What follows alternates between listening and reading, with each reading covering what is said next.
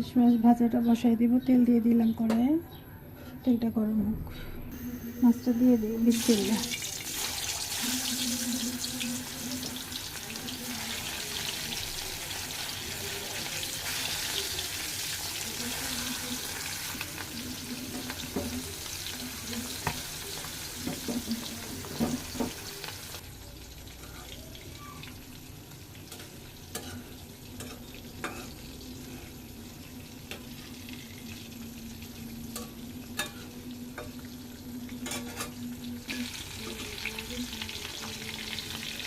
ভাজা হয়ে গেছে, তুলে নিই।